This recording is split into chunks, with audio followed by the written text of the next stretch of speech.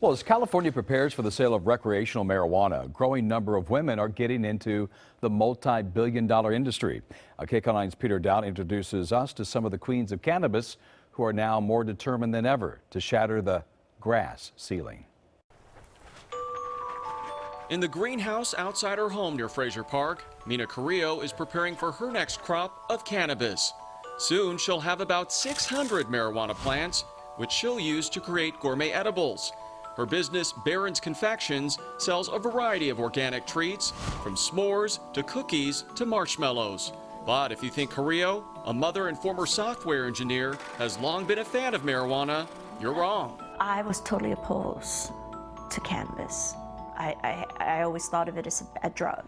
Grab a seat, come on. Carrillo's daughter, Christina, suffers from a rare brain disorder. For 15 years, Christina's doctor recommended cannabis to help treat her debilitating seizures. But Carrillo says she always resisted because of the stigma. And I looked at this doctor, I'm like, are you crazy? You know, like, what kind of parent do you think I am? But then she finally decided to add cannabis oil to Christina's food to see what would happen. She goes, I like this. It makes me feel normal. It makes me feel free.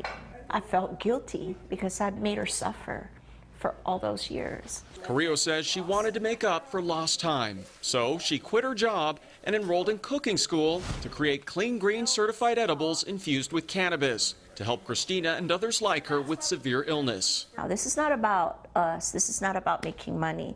This is about being humanitarian. These are beautiful, lush, absolutely perfectly healthy plants. And that's how Cheryl Shuman feels.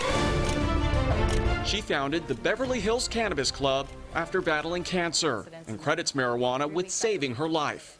I'm just a mom. I'm a mom and a business person. I'm not a scientist, but I knew that something was happening with my body, and I felt like it was a miracle. Miracle or not, Shuman now distributes high-quality cannabis products to multiple countries. She estimates the value of her company at more than $1 billion. And she says she did it without having to answer to a man. I love the fact that I shattered the glass ceiling, and I'm taking a whole lot of women with me. Women make up roughly 36% of the leaders in the cannabis industry, including 63% of high-level positions, according to a recent survey by Marijuana Business Daily.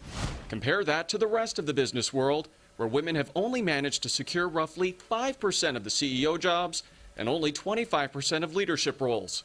There are more women now in the cannabis industry than any other type of industry. One of the reasons cannabis offers more opportunity for women is the relative youth of the industry.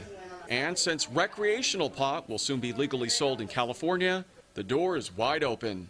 Janice Hardoon owns Koreatown Collective. There's so many opportunities and so many jobs that are going to be created that you need a woman's force.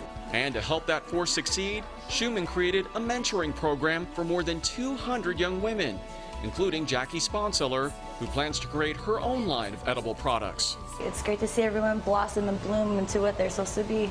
Women entrepreneurs are quickly becoming the queens of cannabis, catering to people like Christina Carrillo, who is grateful her mother's business is in full bloom.